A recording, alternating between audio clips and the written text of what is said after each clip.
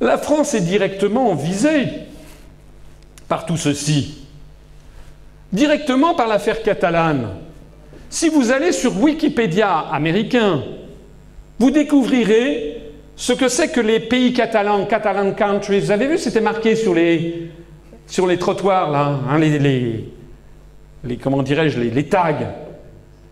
Les Catalan countries, c'est marqué sur Wikipédia en américain, State Administration, administration d'État provisoire, entre guillemets, hein, Espagne, France et Andorre. D'ores et déjà, on sait quel est le nom qui a été attribué au département français des Pyrénées-Orientales, qui fait partie de la Catalogne historique. C'est Northern Catalonia, Catalunya Nord.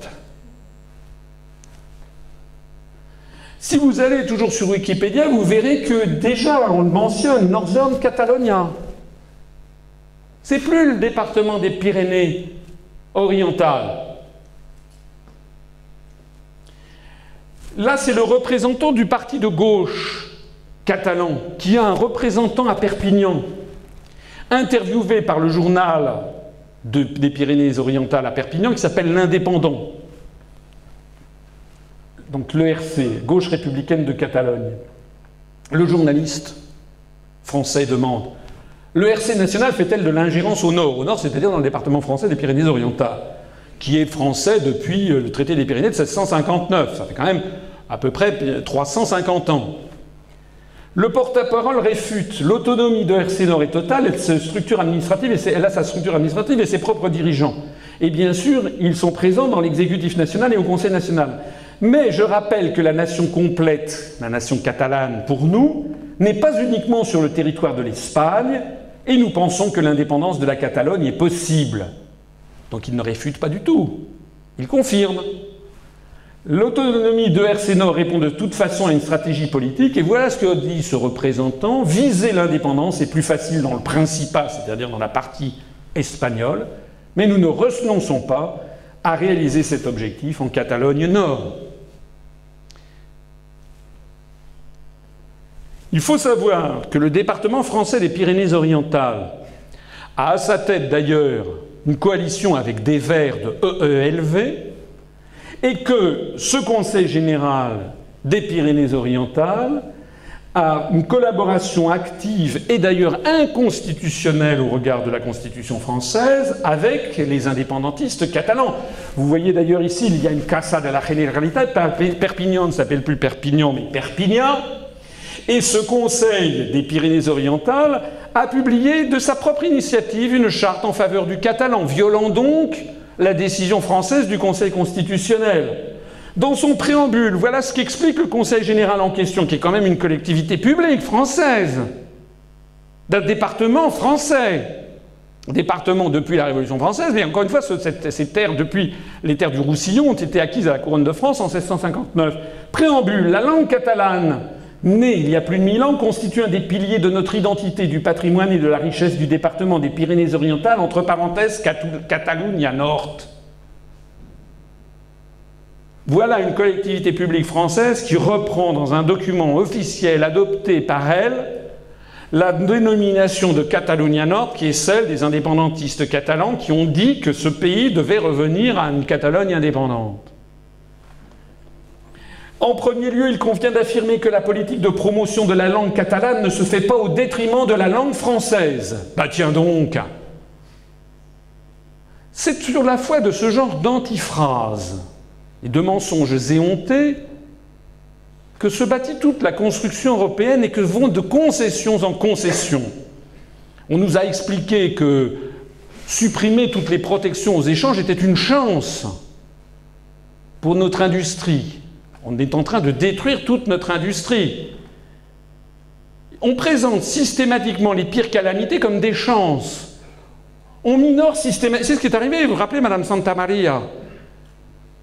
Pendant 10 ans, 15 ans, on a expliqué aux Espagnols: mais non, ça ne menace en rien la langue castillane, ça ne menace en rien l'unité nationale. C'est ce qu'ils disent d'ailleurs nos amis, nos concitoyens du Conseil général de Pyrénées-Orientales. La reconnaissance du catalan et le bilinguisme ne remettent pas en cause ni l'existence ni le caractère officiel du français. Elles ne menacent pas l'unité nationale. Pas de peau, C'est exactement le contraire qu'avait déterminé le Conseil constitutionnel, qui avait dit que ça menaçait justement l'unité nationale. Et c'est d'ailleurs contraire à l'article 2 de notre Constitution. Le même Conseil général poursuit la reconnaissance du catalan et la politique linguistique en faveur du bilinguisme se base sur les principes universels de respect de la diversité et de l'égalité entre toutes les langues tels qu'ils figurent dans la Charte européenne des langues régionales. Et nous y voici. Et on revient sur ce document. La protection des langues régionales ou des minoritaires historiques de l'Europe dont certaines risquent au fil du temps de disparaître, etc. Le Conseil général se félicite donc de l'appui qu'apportent les députés espagnols par le vote d'une motion à la demande récurrente de ratification de la Charte par la France. C'est-à-dire que les députés espagnols ont demandé que la France ratifie la Charte des langues minoritaires, mais de quoi se mêle-t-il ?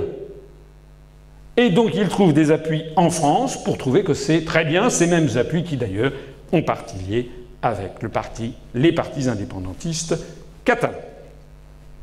La République française accepte d'ailleurs déjà que l'on bafoue sa souveraineté. On trouve en France sur Internet ces petits autocollants à mettre sur ces plaques d'immatriculation. À la place du F, on a 66 avec marqué País Català. Ça, c'est la mauvaise nouvelle. La bonne nouvelle, c'est que ça ne se vend pas, puisque vous voyez que c'est bradé, c'est soldé. Il est actuellement soldé à 2,50 €, alors qu'avant, normalement, il était à 3 €. Parce que ça ne se vend pas, parce qu'il n'y a pas de demande. Il n'y a pas de demande. Il y a quelques milliers de personnes, évidemment, mais la grande majorité des Français, dans les Pyrénées-Orientales, comme en Bretagne, comme en Alsace, comme en Corse, d'ailleurs on l'a vu en Alsace, j'en parlerai tout à l'heure, avec l'affaire récente du référendum, qui a été une gifle pour ceux qui voulaient aller vers le démembrement de la République, les Français, dans leur écrasante majorité, ne sont pas demandeurs de cela. Ils sont demandeurs de ne pas avoir un chômage qui explose. Ils sont demandeurs de conserver leurs usines. Ils sont demandeurs que l'on continue à parler le français dans les établissements d'enseignement supérieur. Tout ça, ils sont demandeurs. Mais ils ne sont pas demandeurs du tout lorsqu'on est dans les Pyrénées-Orientales de se retrouver dans une Catalogne. En attendant, la France a accepté d'avoir une délégation. Vous savez qu'il y en a une qui était ouverte aux États-Unis, M. Andrew Davis, je vous ai dit, le catalan Andrew Davis, qui représente la Catalogne à Washington. Eh bien, nous avons maintenant en France, à Paris, une délégation del Govern de la Generalitat de Catalunya à França, qui se trouve 3 rue La Boétie, Paris 8e. Je vais passer devant, c'est un immeuble bourgeois, avec un grand drapeau catalan, comme si c'était l'ambassade du Sri Lanka ou l'ambassade de la Bolivie. Mais ce qu'il faut quand même bien comprendre, c'est que nous avons donc, en France, accepté que l'on ait une représentation de la Catalogne, d'un gouvernement qui revendique non seulement l'indépendance de la Catalogne, mais qui par ailleurs, revendique l'indépendance, la scission du département français des Pyrénées-Orientales pour être rattaché. Et nous tolérons ça sur le territoire national. L'exemple breton, c'est un peu changeons un peu de sujet. Je suppose que vous connaissez ce drapeau, non ? De vous à moi, il est extrêmement difficile d'aller dans un supermarché, un hypermarché, en France, je suppose qu'en Belgique c'est pareil, et d'acheter un t-shirt ou un sweatshirt qui ne soit pas écrit en américain. Je vous mets au défi. En France, c'est quasiment impossible. À peu près. D'ailleurs, même à Paris, on vend Paris University. Il n'y a que les touristes qui achètent ça, parce qu'aucun Français, aucune personne travaillant à la Sorbonne, aucun étudiant à la Sorbonne ne porte jamais ce genre de truc.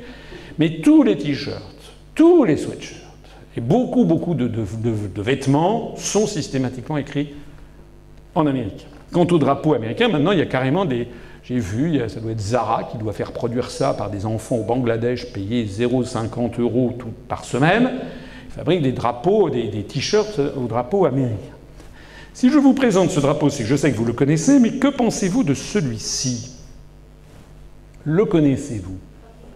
Oui, c'est le drapeau breton. C'est le Gwen Hadou. Mais vous n'avez pas remarqué qu'il y a une forte ressemblance entre les deux?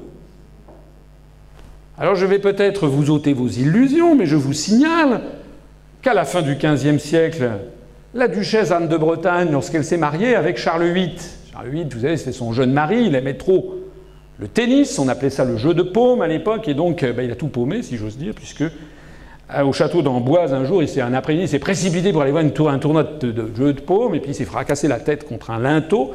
Il a fait certainement ce que les médecins d'aujourd'hui appelleraient un hématome extradural, et il est mort à peu près 12 heures après dans d'atroces souffrances. Le contrat de mariage entre Anne de Bretagne et le roi de France de l'époque, Charles VIII, avait été bien conçu, puisque si d'aventure le roi mourait sans descendance, ce qui était encore le cas, ils étaient jeunes, c'était de jeunes époux l'un et l'autre, ils n'avaient pas encore eu d'enfants, Anne de Bretagne a dû se remarier avec l'oncle, qui était Louis, le duc d'Orléans, qui vivait d'ailleurs à Blois, et qu'on est allé chercher en pleine nuit en disant « vous êtes le roi ». Donc du coup, il est devenu le roi de France, Louis XII, qu'on a appelé le père du peuple. Il avait comme symbole un hérisson, et comme devise « qui s'y frotte, s'y pique ». Alors, tout ça pour vous dire que les armoiries de la pauvre duchesse Anne de Bretagne, c'était l'hermine, une fourrure, c'est-à-dire le quart en haut. C'était ça les armoiries de la Bretagne, mais c'était pas tout le reste. Tout le reste, c'est le drapeau américain. Alors, le drapeau breton a été inventé en 1923 par Morvan Marshall, qui a publiquement reconnu que c'était une copie du drapeau américain. Ce drapeau n'a rien de breton.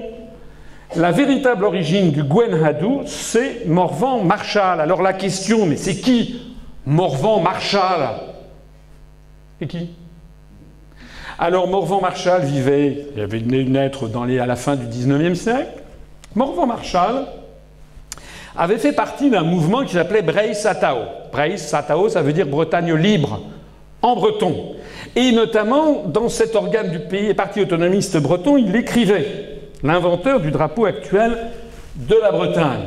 Breizh Satao, organe du parti autonomiste breton. C'est le magazine du 2 septembre 1928 que vous avez sous les yeux. Et si vous faisiez un petit agrandissement, oh, comme c'est joli, une svastika, une croix gammée.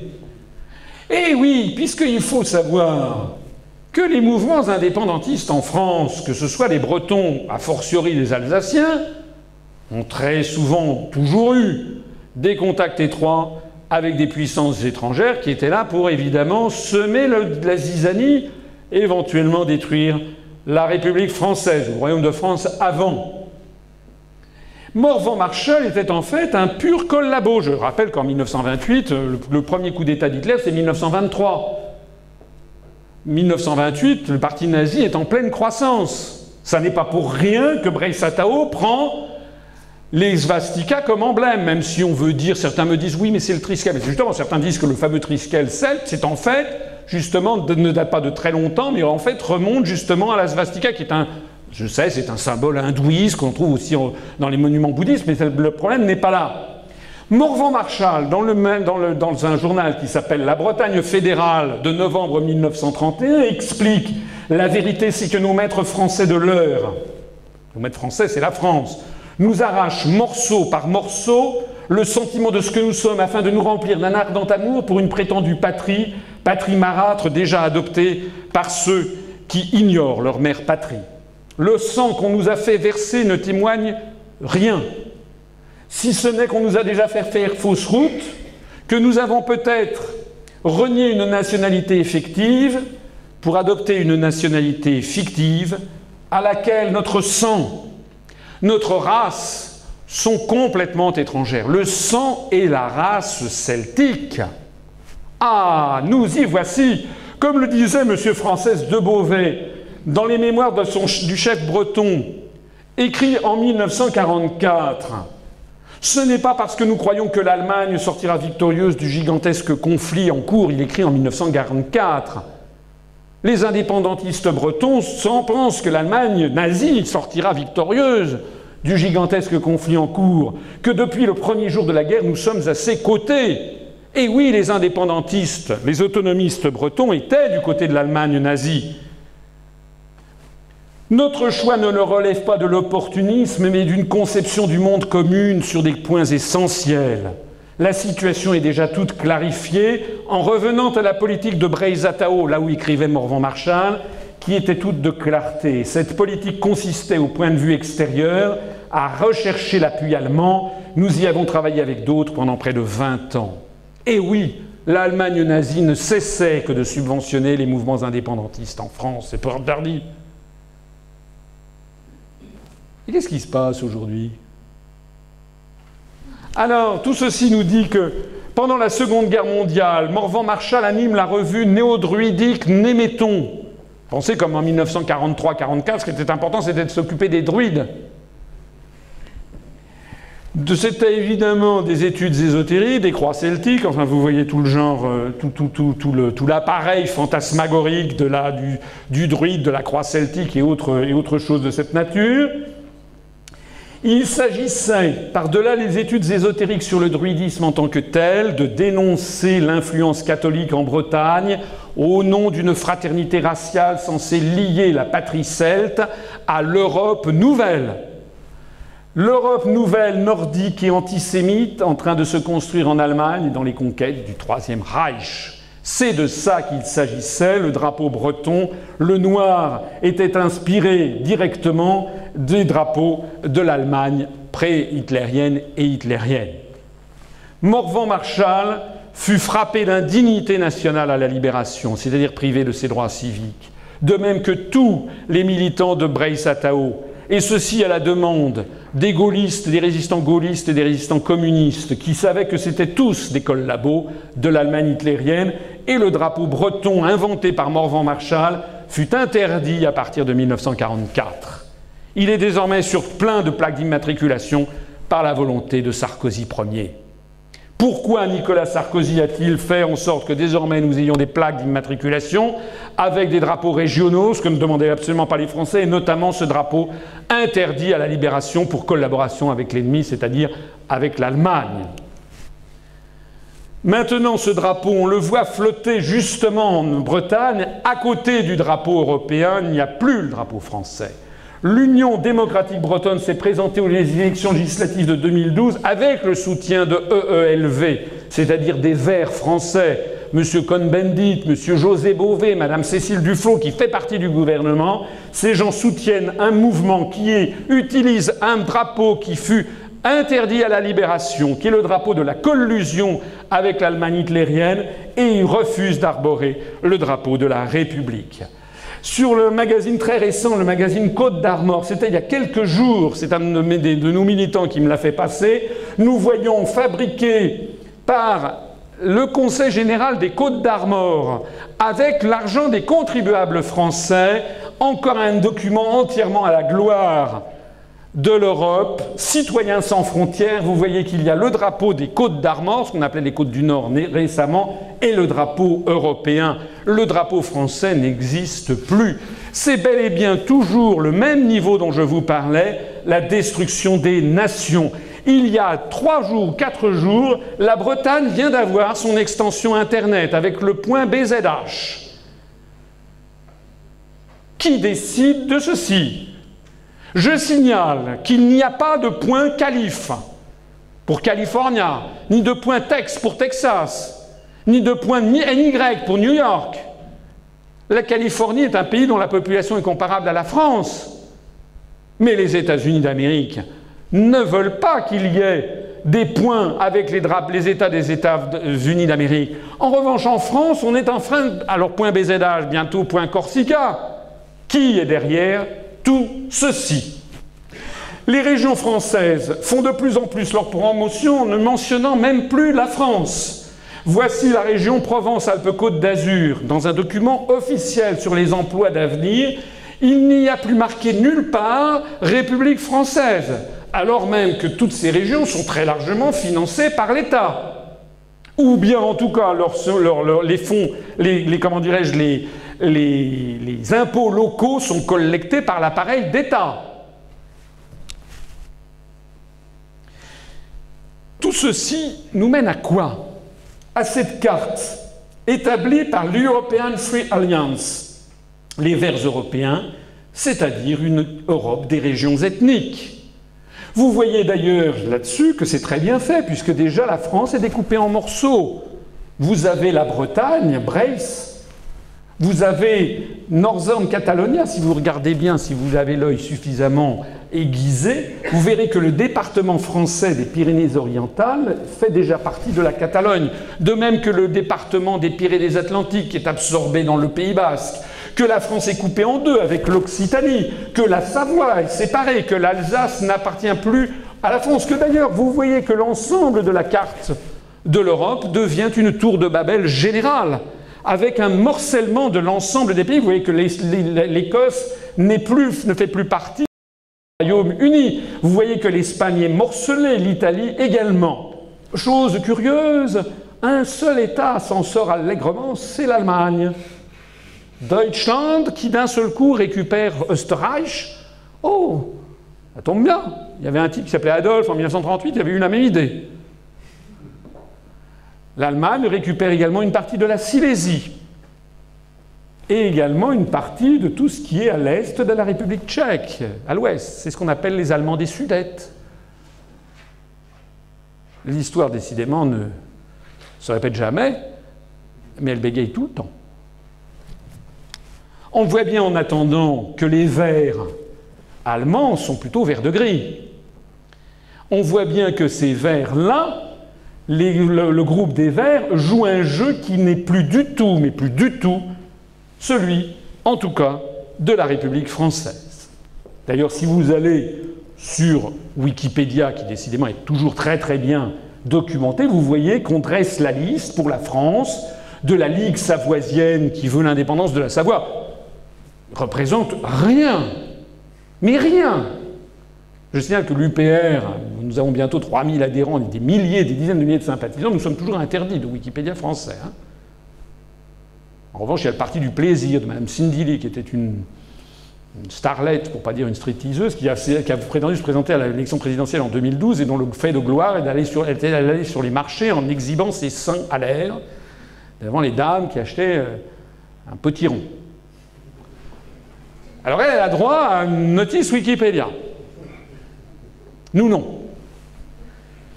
Alors vous voyez que donc vous avez aussi le mouvement Région Savoie, le parti Occitan d'Occitanie, Partito di Nazione Corsa pour la Corse, l'UDB, l'Union démocratique Bretagne pour la Bretagne, Unserland pour l'Alsace, Unità Catalana pour les Pyrénées-Orientales.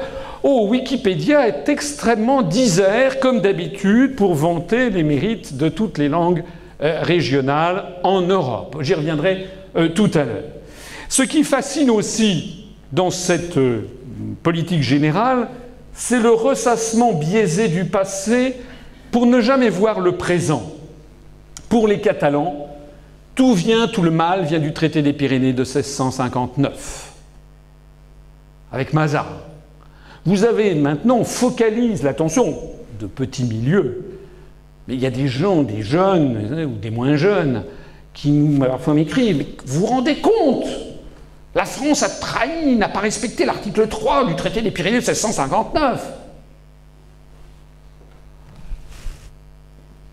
Pour les Bretons, tout le mal vient de l'union du duché de Bretagne et du royaume de France de 1532.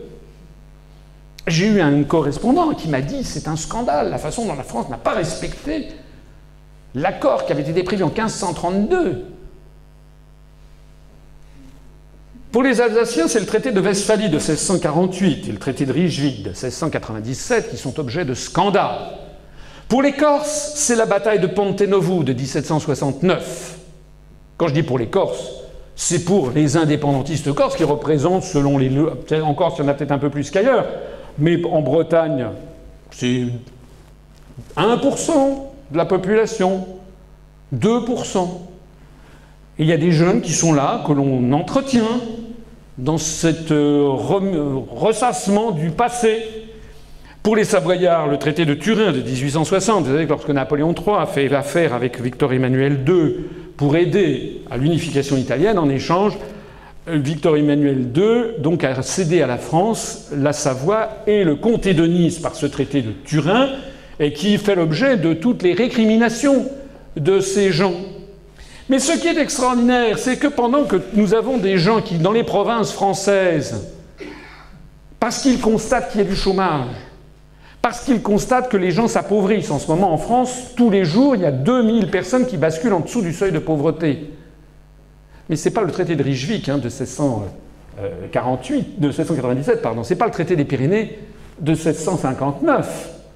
C'est pas l'union du duché de Bretagne et du Royaume de France de 1532 qui explique pourquoi les Français en ce moment perdent une usine par jour, 600 emplois par jour, que nous avons un à deux agriculteurs français qui se suicident tous les jours, 450 par an, et que nous avons tous les jours 2000 personnes qui basculent en dessous du seuil de pauvreté selon l'INSEE. Parce que ça, ces phénomènes-là découlent de tout à fait autre chose. Ils découlent des traités européens dont jamais justement on ne parle. Pendant que l'on distrait l'attention des populations en leur racontant les méfaits de la France prétendue du XVIIe ou du XVIIIe siècle, on ne leur parle jamais de ce qui se passe maintenant. On ne leur dit jamais d'aller regarder le traité sur l'Union européenne, le TUE, dont l'article 42 nous place entièrement sous la domination de l'OTAN, des forces atlantistes, qui nous emmène au choc des civilisations avec les pays du monde arabo-musulman, sous l'empire duquel nous sommes en train de commettre des crimes de guerre constamment, jour après jour, en Afghanistan, en Libye, en Irak. Ça, nos indépendantistes, ça ne les concerne pas.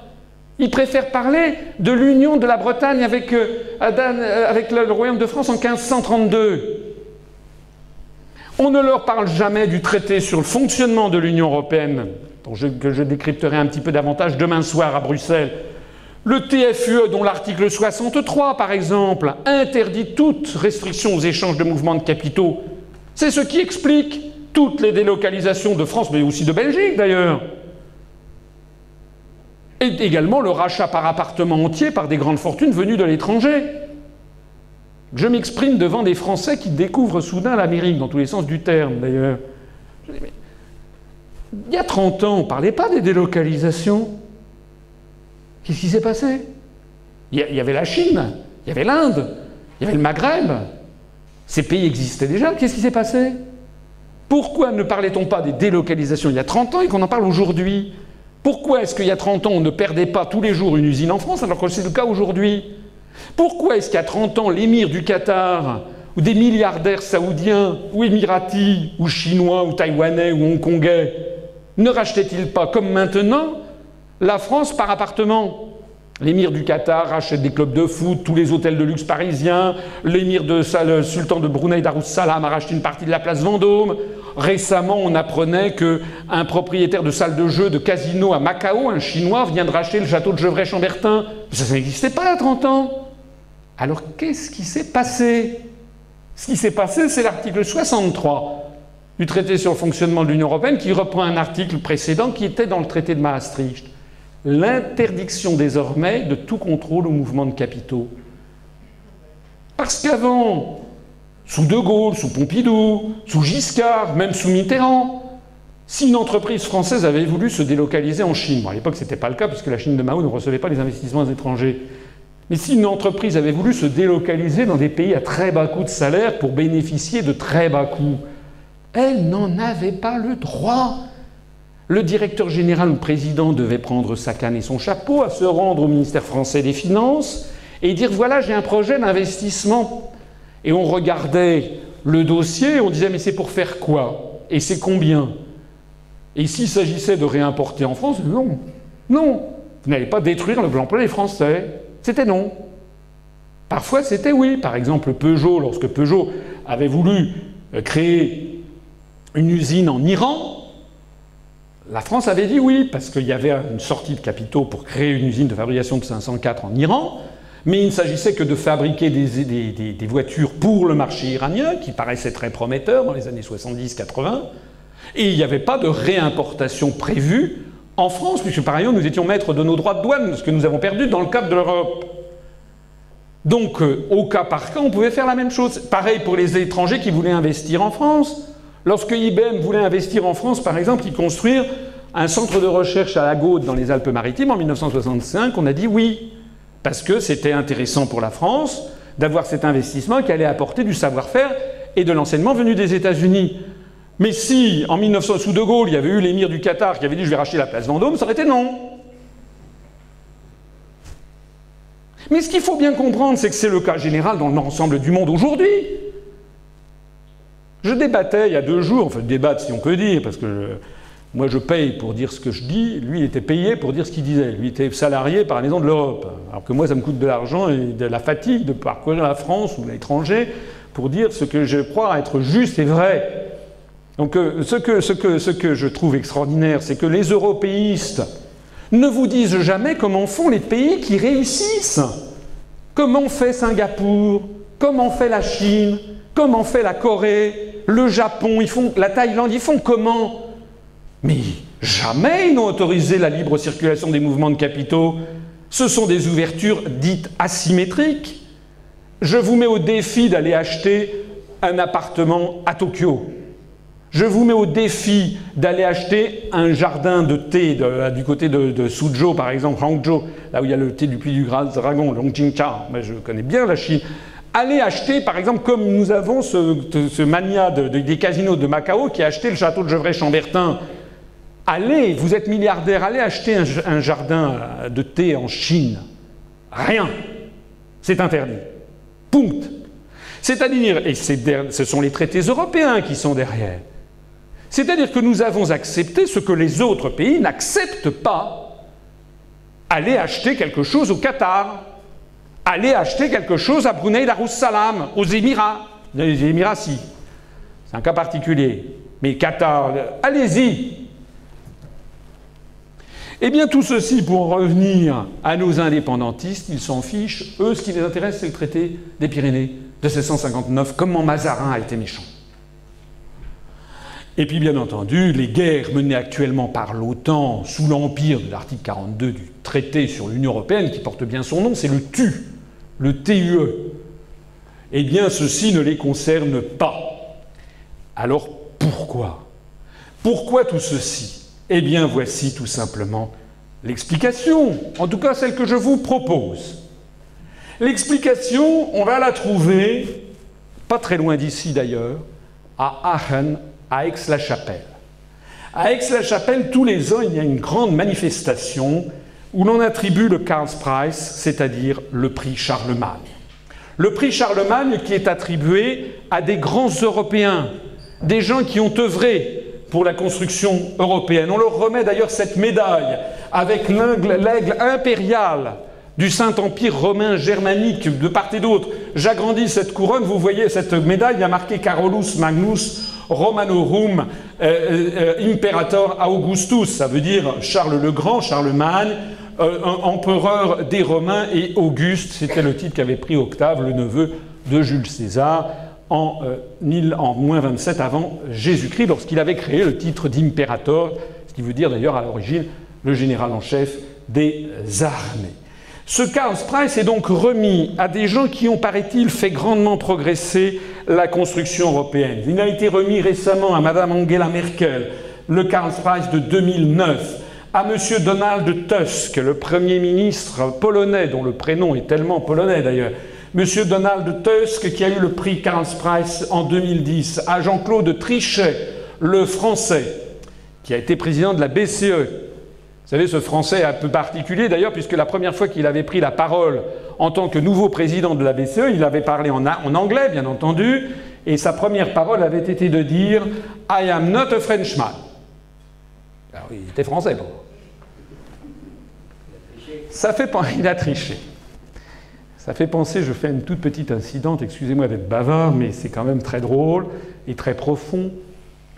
Churchill avait un gendre qui s'appelait Christopher Soames, qui était un lord, Sir Christopher Soames, et qui était comme la grande noblesse britannique, qui parlait très bien le français d'une part, et qui était un être subtil et fin, tellement subtil et fin qu'il avait été ambassadeur de Sa Gracieuse Majesté à Paris sous De Gaulle. Il était l'ambassadeur britannique en France en 1964. Et Sir Christopher Soames avait pour habitude de dire ce qui suit, qui est très très drôle. Il faut toujours nommer un Français à la tête d'une organisation internationale. Parce que c'est le seul qui ne défend jamais les intérêts de son propre pays. C'est exactement ce qu'a fait, bien entendu, M. Trichet, qui, à peine arrivé à la tête de la BCE, a dit « I am not a Frenchman ». J'insiste sur le fait que Mme Merkel défend les intérêts de son pays. du moins dans la mesure où Washington lui laisse les coudées libres, ce qui n'est pas le cas. Et puis, c'est M. Wolfgang Schäuble, le ministre allemand des Affaires de l'économie, qui a eu le prix Charlemagne en 2012. Mais revenons un petit peu antérieurement, à partir du moment où ce prix a été créé en 1950, pour être attribué au comte de Koudenov-Kalergi, qui était un géopoliticien, un théoricien d'une Europe unie. Ce qui est intéressant, c'est de voir qu'en 1957, le prix Charlemagne a été attribué à Paul-Henri Spaak et en 1958 à Robert Schuman, président du Parlement européen, l'un après l'autre. Je rappelle à cette occasion ce que nous avons appris par le journal Daily Telegraph, le journal britannique du 19 septembre 2000, suite à la déclassification des documents secrets défense du département d'État américain qui a eu lieu à l'été 2000. Comme nous l'a révélé le journaliste d'investigation, qui est un des journalistes les plus sérieux du Royaume-Uni, qui s'appelle Ambrose Evans Pritchard, des documents secrets du gouvernement américain, qui viennent d'être déclassifiés, montrent que la communauté des services secrets américains, CIA, a mené une campagne tout au long des années 50 et 60 afin de promouvoir l'unification européenne. Ça, c'est ce que je vous disais en préambule de cette conférence. Les dirigeants du mouvement européen, Ratzinger, le visionnaire Robert Schuman, l'ancien Premier ministre belge Paul-Henri Spaak, étaient tous traités comme des employés par leurs parrains américains. Nous savons désormais de façon certaine que Paul-Henri Spaak ou Robert Schuman étaient en fait des agents américains. Le rôle des États-Unis fut camouflé comme pour une opération secrète. L'argent de l'AQE, American Committee for United Europe, Comité européen pour une Europe unie, provenait des fondations Ford et Rockefeller, ainsi que de milieux d'affaires ayant des liens étroits avec le gouvernement américain. Le département d'État jouait aussi un rôle. C'est toujours la même chose en ce moment. Vous avez toujours Ford, Rockefeller, vous avez aussi PricewaterhouseCoopers, Microsoft, vous avez le complexe Mitterrand. Ce sont des fondations, ou bien la fondation National Endowment for Democracy de George Soros, qui sont des fondations qui servent de paravent aux activités des services secrets américains. Une note émanant de la direction Europe datant du 11 juin 1965 conseille au vice-président de la Communauté économique européenne, Robert Marjolin, de poursuivre de façon subreptice l'objectif d'une union monétaire. On a appris de façon certaine dans ce document, dans cet article du 19 septembre 2000 qui n'a jamais été démenti, qui a été fondé sur l'analyse des documents déclassifiés de l'administration américaine, on sait désormais de sources sûres que dès le 11 juin 1965, les services américains exigeaient du vice-président de la CE de l'époque de poursuivre l'objectif d'une union monétaire européenne. Il était même précisé que cette note recommande d'empêcher tout débat jusqu'au moment où l'adoption de telles propositions deviendrait virtuellement inévitable. De même qu'aujourd'hui, il n'y a aucun débat sur la proposition de grand marché transatlantique. Jamais, je ne sais pas ce qu'il en est en Belgique, mais en tout cas en France, rien. Alors qu'il s'agit, c'est une nouvelle étape dans la colonisation américaine, d'avoir un grand ensemble commercial américano-européen, évidemment dirigé depuis Washington. Et aucun débat n'a jamais lieu sur ces questions. Donc voici les gens qui ont récompensé le Carnes Prize. Mais continuons ensuite. Qu'est-ce que l'on voit? On voit notamment en 1940-87 Henry Kissinger, l'ancien secrétaire d'État américain, celui qui a fait bombarder le Viet Cong à Hanoï avec des bombes, vous savez, les carpet bombing. Mais vous voyez aussi, cette personnalité 3 étoiles dans le guide Michelin, mérite le voyage. En 1961, le Carnes Prize a récompensé M. Walter Hallstein, président de la Commission européenne. C'était le premier président de la Commission européenne. C'était le prédécesseur de M. Barroso d'aujourd'hui. Vous savez qui était M. Walter Hallstein? Le grand responsable du plan d'Hitler. Exactement. M. Walter Hallstein est né en 1901, mort en 1982. Il était professeur de droit, un éminent juriste nazi. Ici, on voit ce qui est écrit. Vous voyez, c'est un certificat qui date du 30 septembre 1935, aux représentants du gouvernement nazi à l'université. C'était le professeur, M. Walter Hallstein, qui écrit, en référence à mon serment d'entrée en fonction, je déclare: dans la période de l'après-guerre, c'est-à-dire après la Première Guerre mondiale, j'ai été membre des organismes suivants. Pendant la période que j'ai passée en tant qu'assistant d'avocat, Referendar en allemand, j'appartenais à l'association des assistants d'avocats du Reich nazi. En tant que professeur, j'appartenais à l'association des universités allemandes du Reich. Aujourd'hui, je suis membre de l'association des juristes allemands nationaux-socialistes, Bund Nationalsozialistischer Deutscher Juristen, de l'association nationale socialiste des enseignants et des maîtres de conférences. Cet éminent juriste nazi a été ensuite nommé en 1936 par le chancelier de l'université de Rostock, qui s'appelait donc, je ne sais plus comment il s'appelait, c'est le chancelier, sur la base de l'autorité qui m'est conférée par le ministère de l'Éducation du Reich, je suis au plaisir de vous nommer au poste de doyen de la faculté de droit et d'économie. Je vous demande de m'informer de la personne que vous avez nommée en tant que votre adjoint, Heil Hitler, le chancelier. Voilà ce monsieur qui a fait sa carrière comme juriste nazi. Et puis figurez-vous que, le 9 mai 1938, Adolf Hitler se rend à Rome pour rencontrer Benito Mussolini afin de mettre sur pied une nouvelle Europe, une dictature européenne placée sous leur contrôle. Hitler et Mussolini se rencontrent, décident de bâtir une nouvelle Europe sans frontières qui servira les intérêts du Reich et également les intérêts des grandes entreprises, IG Farben par exemple. Et pour faire ça, eh bien, ils ont besoin d'un quelqu'un qui va préparer le plan. Parce que monsieur sait déjà, au troisième rang, bravo à lui. Du 21 au 25 juillet 1938, Walter Hallstein représente le gouvernement nazi pendant les négociations d'État avec l'Italie fasciste concernant la mise en place du cadre juridique de la nouvelle Europe.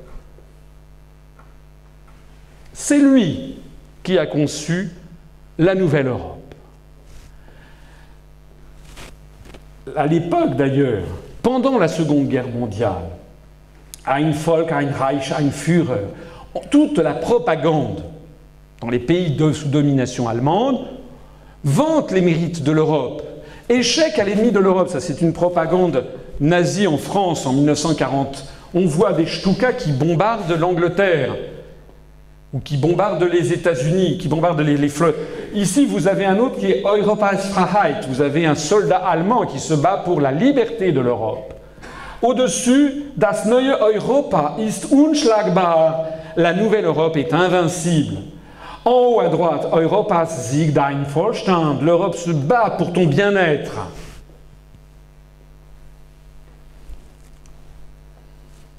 Officier nazi. Pendant la Deuxième Guerre mondiale, Walter Hallstein fut fait prisonnier par les Alliés pendant la bataille de Cherbourg. Entré en politique au sein de la CDU après la guerre, il devient le secrétaire d'État aux Affaires étrangères du chancelier Konrad Adenauer en 1951. À ce poste, il élabore la doctrine Hallstein et négocie au nom de la République fédérale d'Allemagne les modalités de la construction européenne. C'est lui, l'inventeur de la construction européenne.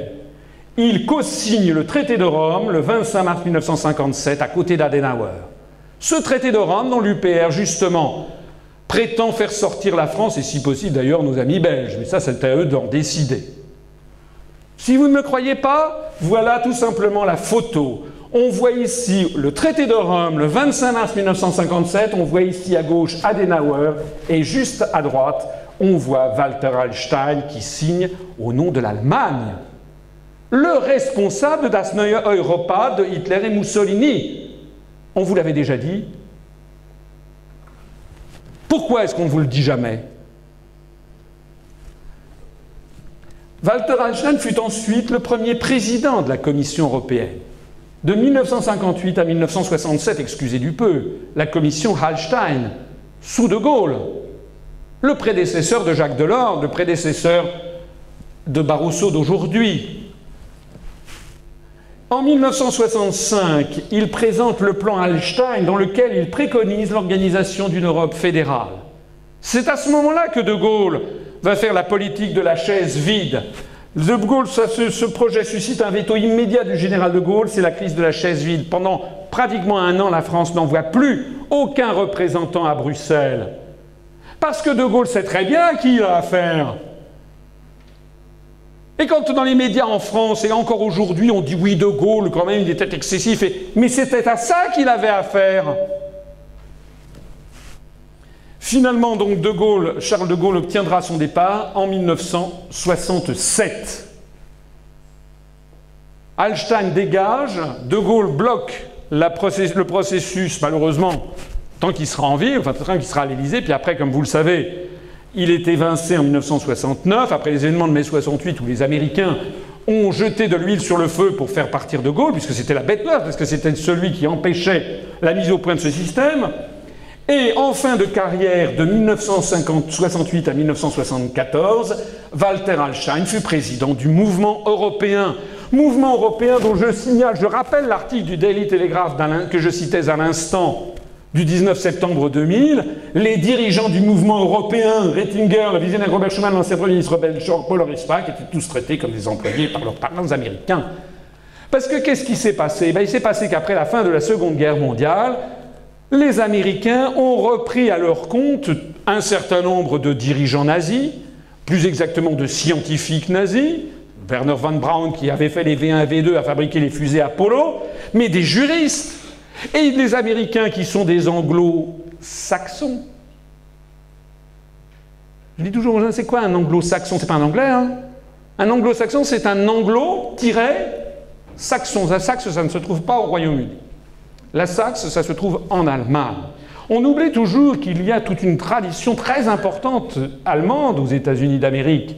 Monsieur Boeing est un Allemand d'origine. Marlene Dietrich, Donald Rumsfeld.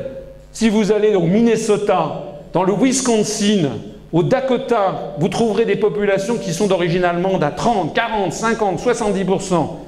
Quelle est la capitale, madame, du Dakota du Nord? Hein? Elle s'appelle Bismarck. Les Américains ont repris à leur compte les stratégies hitlériennes de domination du continent européen, et notamment le mouvement européen a récupéré à son compte Walter Hallstein. Alors on revient à cette liste du prix Charlemagne, et on en arrive à l'année 2000. Pour le passage de l'an 2000, le prix a été attribué à William Clinton, président des États-Unis d'Amérique. Ben mince alors! Vous vous rappelez de la première image que je vous avais montrée dans cette conférence où on voyait la promotion qui avait été faite du traité de Maastricht auprès des Français par le Parti socialiste, qui leur disait qu'il fallait voter oui à Maastricht pour faire contrepoids aux États-Unis. Il y avait même le dessin. Voilà-t-il pas qu'en 2000, le Karl Prize est attribué à président des États-Unis d'Amérique, M. Clinton. À Aix-la-Chapelle, ça n'est pas très loin d'ici, il y a une chapelle palatiale. Dans la chapelle, il y a un octogone. Et puis, il y a également un trône. C'est le trône de Charlemagne.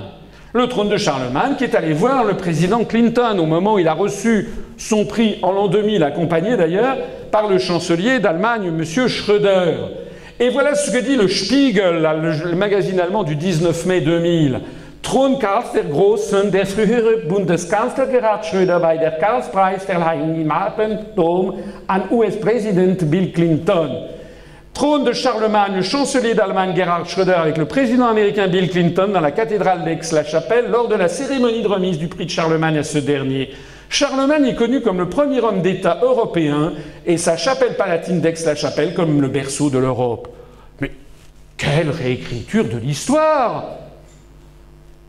Ah bon, la chapelle palatine, c'est le berceau de l'Europe. Ah bon, le premier homme d'État européen, c'est Charlemagne. Tiens donc. En fait, il s'agit d'un mythe impérial. Vous savez que Charlemagne avait repris à son compte le mythe impérial. Il s'était fait couronner le 25 décembre 800 par le pape Léon III à Saint-Pierre de Rome.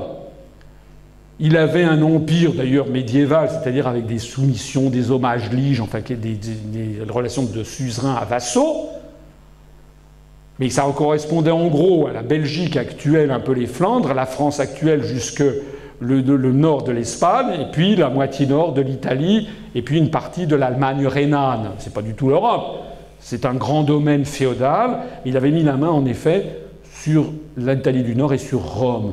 Et donc il avait passé un accord avec le pape, Léon III, et comme ces terres tangentaient du côté de la Croatie actuelle, les terres qui appartenaient à l'empereur de Byzance, qui prétendait lui-même être le successeur des empereurs de Rome, eh bien Charlemagne et puis les gens qui étaient autour de lui, ses conseillers, lui ont dit mais finalement il n'y a pas de raison de se sentir subordonné par rapport à l'empereur de Constantinople, et donc vous n'avez qu'à relever l'empire qui avait sombré en 476, l'empire des Romains. Donc c'est un mythe impérial, c'est exactement ce que l'on appelle de l'impérialisme au sens étymologique du terme. Alors pourquoi je vous parle de tout ceci ? C'est parce que non seulement le président des États-Unis a eu le prix Charlemagne de très grand Européen, mais qu'il a fait un discours lors de la remise de ce prix le 2 juin 2000. Et qu'est-ce qu'il a dit, le président Clinton ? L'unité, je vous le traduis en français, je ne vais pas vous le dire en américain, le texte en américain est à gauche. L'unité de l'Europe est en train d'engendrer quelque chose de véritablement neuf sous le soleil. Des institutions communes plus vastes que l'État-nation, parallèlement à la délégation de l'autorité démocratique aux échelons inférieurs. On délègue au niveau supérieur aux nations et au niveau inférieur aux nations. Ben, qu'est-ce qu'il va devenir des nations ? Et il poursuit. Je signale d'ailleurs, il est président des États-Unis d'Amérique, hein, il n'est pas européen, lui. Il fixe la politique à suivre. L'Écosse et le Pays de Galles ont leur propre parlement, se félicite-t-il. L'Irlande du Nord, dont ma famille tire son origine, a retrouvé son nouveau gouvernement. L'Europe est pleine de vie et résonne à nouveau des noms d'anciennes régions dont on reparle. La Catalogne. Tiens donc. Ce discours date de 2000. 13 ans après, la Catalogne demande son indépendance. Le Piémont, la Lombardie, la Silésie, la Transylvanie, etc. Non pas au nom d'un quelconque séparatisme, bien sûr. Sauf que si, justement, puisque 14 ans après, en effet, la Catalogne demande son indépendance et l'Écosse, qui l'a cité, demande aussi son indépendance. Donc, c'est bien au nom d'un séparatisme. Il ment. Quand il dit non pas au nom d'un quelconque séparatisme, c'est comme lorsque le Conseil général des Pyrénées-Orientales en France dit mais non, ça ne porte pas à l'unité nationale. Le Conseil constitutionnel en France a dit si. Non pas au nom d'un quelconque séparatisme, mais dans un élan de saine fierté et de respect de la tradition. Est-ce que vous imaginez que M. Bill Clinton, natif de l'Arkansas, dont la culture générale est peut-être légèrement supérieure à celle de Nadine Morano, et encore, c'est un ministre français qui brillait récemment dans le gouvernement Sarkozy pour son imbécilité, ce monsieur natif de l'Arkansas se flatte du retour de saine fierté et de respect de la tradition de la Catalogne, du Piémont, de la Lombardie et de la Silésie. Mais de qui se moque-t-on ? La souveraineté nationale est enrichie de voies régionales pleines de vie, décidément tout ça est plein de vie, qui font de l'Europe un lieu garantissant mieux l'existence de la diversité. C'est un programme politique décidé par l'empereur d'outre-mer qui a décidé du démantèlement des États-nations et il est le bénéficiaire du prix Charlemagne. Alors, voici tout simplement la réponse à notre question. Les anciens Grecs disaient « diarrheikai basileia ». Les Romains disaient « divide utregnes ». Nicolas Machiavel en italien dit « divide et impera ». Dans Le Prince, et en américain, ça se dit « divide and conquer ». Diviser pour régner est une stratégie visant à semer la discorde et à opposer les éléments d'un ensemble pour les affaiblir collectivement. L'objectif est de fragmenter les éléments de résistance à un pouvoir extérieur. Celui qui met en œuvre la stratégie peut alors régner sur une population alors qu'il ne le pourrait pas si cette dernière restait unie. Les États-Unis face à la France se heurtent à un os. On l'a encore vu en 2003 lorsque le Premier ministre des Affaires étrangères Dominique de Villepin s'est opposé à la guerre en Irak en disant que ça n'était pas avéré que Saddam Hussein eut des armes de destruction massive. C'est d'autant moins avéré qu'on sait que désormais c'était faux. Ça n'a pas empêché les Américains, d'ailleurs une très grande partie des Européens, entre guillemets, de suivre. Il n'y a que 3 pays qui n'ont pas suivi, la France, la Belgique et l'Allemagne. Seule la France, qui est membre permanent au Conseil de sécurité, ce qui n'est ni le cas de la Belgique ni le cas de l'Allemagne, a traîné les pieds. Alors, il n'y a pas eu de vote, parce que les États-Unis ont craint un veto français. Donc, résultat, les États-Unis sont intervenus en Irak militairement en violant le chapitre 7 de la Charte des Nations Unies. Puisque vous savez que dans le droit international positif, seules les guerres autorisées par le Conseil de sécurité au nom du chapitre 7 de la Charte des Nations Unies de la Charte de San Francisco sont autorisées dans le droit international. Donc les États-Unis sont intervenus avec toute une série de pays européens en Irak, créant d'ailleurs plus d'1 million de morts, ruinant ce pays pendant des décennies, détruisant tout un patrimoine historique, culturel, dénaturant, enfin pillant les collections du musée de Bagdad, mettant ce truc sous coupe réglée de Halliburton et d'autres compagnies américaines, chassant au passage les intérêts français de la Mésopotamie où nous étions présents par la Compagnie française des pétroles depuis les années 30. Mais tout ceci est illégal au regard du droit international. Et la France a sauvé non seulement son honneur en l'espèce, mais aussi un peu l'honneur de l'Occident, ou du moins du monde blanc vis-à-vis des peuples des autres continents. Parce que c'est ça la vocation de la France, c'est, à mon sens en tout cas, c'est de faire prévaloir le droit international, fût-ce contre le grand puissant du moment. La France, c'est le pays des droits de l'homme et elle est considérée et appréciée comme telle. Lorsque la France de De Gaulle s'oppose aux États-Unis ou au Reich hitlérien ou à Staline, le monde entier est derrière elle. Lorsque la France s'oppose à la guerre en Irak de George Bush, le monde entier est derrière elle. Lorsque la France s'est complètement alignée sur les États-Unis, comme c'est le cas actuellement, en se vautrant dans l'indignité de Sarkozy ou de Hollande, le monde entier la méprise. Telle est la vérité.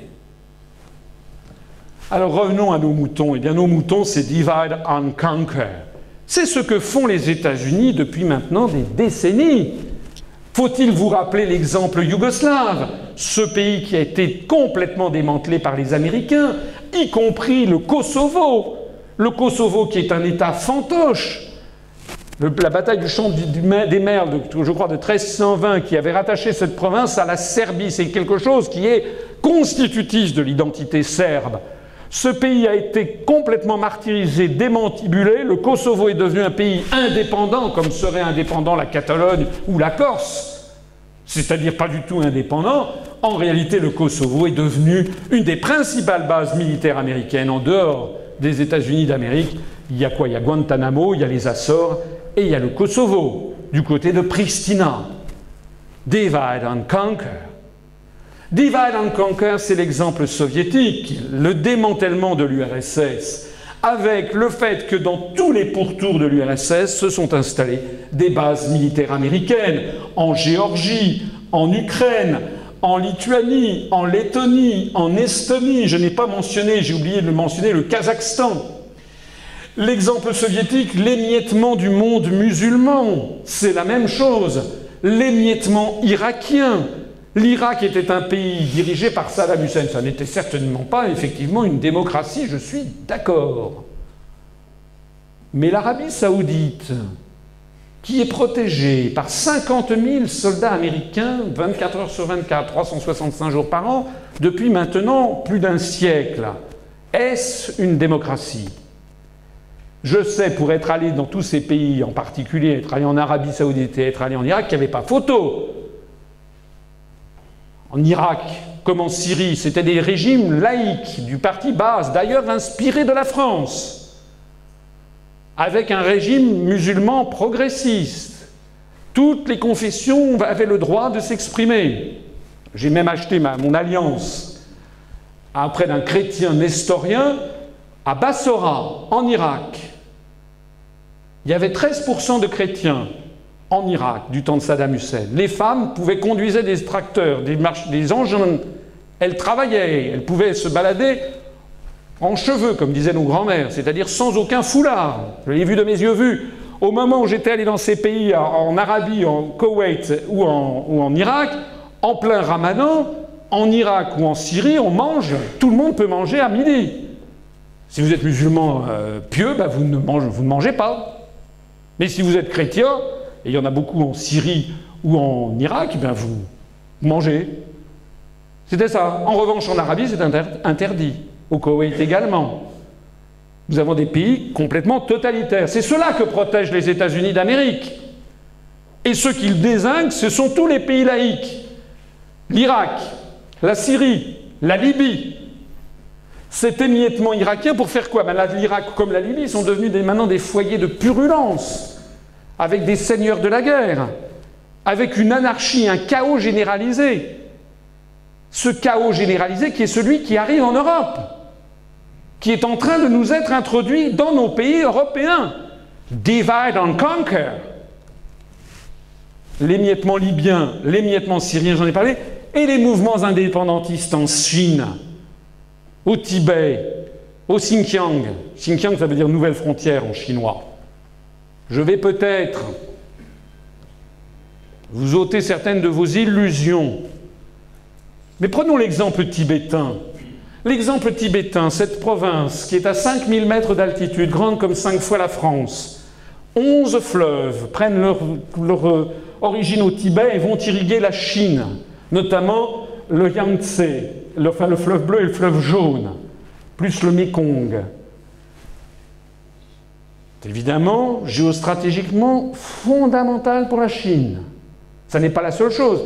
C'est un balcon géostratégique à 5000 mètres d'altitude qui permet de surveiller toute la plaine indo-gangétique d'un côté, toute la Chine de l'autre. Vous avez autour du Tibet, à destination avec des missiles, quand vous tirez un missile à 5000 mètres d'altitude, vous bénéficiez d'un avantage balistique fondamental. Vous avez dans un rayon de 3000 ou 2000 km autour du Tibet, vous avez pratiquement 50% de la population mondiale à portée d'un missile américain. C'est quand même formidable. Le Tibet est sous suzeraineté chinoise depuis le XIIIe siècle.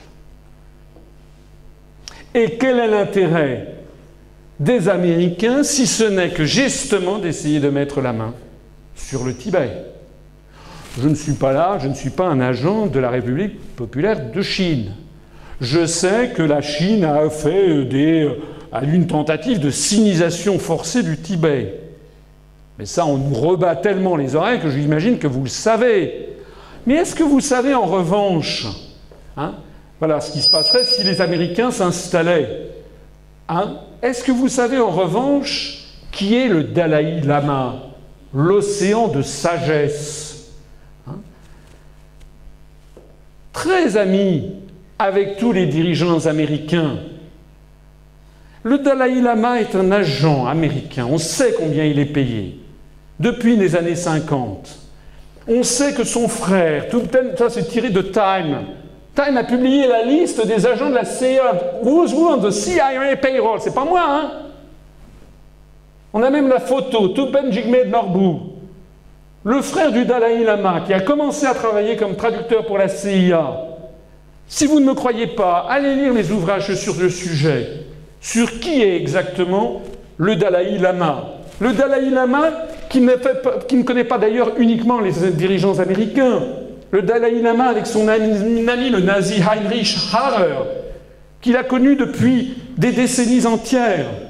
Depuis d'ailleurs que ce nazi était venu, dans le cadre des années 30, vous savez, les recherches hitlériennes sur l'origine des Juifs ou je ne sais pas quoi.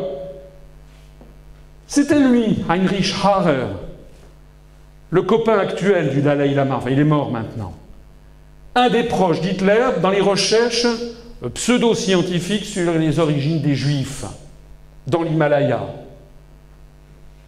Le Dalai Lama, avec son ami le criminel de guerre Hauptsturmführer SS Bruno Beger, que l'on voit ici, juste derrière le Dalai Lama.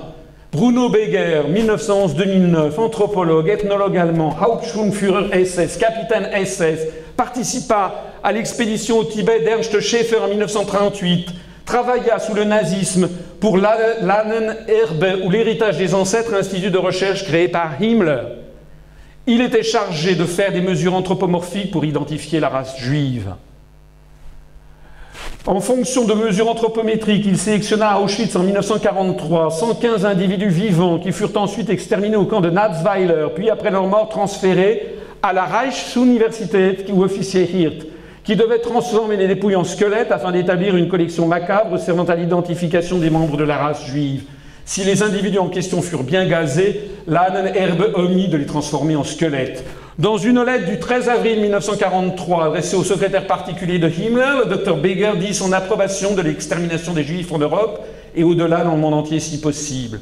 Le 30 mars 1960, à la suite d'une enquête réalisée sur cette collection, Beger fut incarcéré, puis relâché 4 mois plus tard en attendant un procès, lequel eut lieu 10 ans plus tard en 1970. À son procès, Beger affirma qu'il ignorait que les détenus d'Auschwitz dont il avait pris les mensurations étaient destinés à être tués. Le 6 avril 1971, il fut condamné par le tribunal de Francfort pour complicité dans le meurtre de 86 juifs dans les camps de concentration. Voilà le copain, un autre, de l'actuel Dalai Lama. Ça n'est pas tout. Le Dalai Lama est très ami avec le chef du parti nazi chilien. Il a des sacrées fréquentations. Ce monsieur dont on nous présente toujours qu'il est le parangon des droits de l'homme en France. Pourquoi jamais il n'y a une enquête sur le Dalai Lama? Pourquoi jamais on ne dit quel est le point de vue des Chinois sur cette affaire? Pourquoi jamais on ne dit que si les Américains, si le Tibet devenait indépendant, ce seraient les Américains qui s'y installeraient, qui ont recyclé le Dalai Lama comme ils ont recyclé Walter Hallstein, le juriste nazi, pour une domination totale de la planète?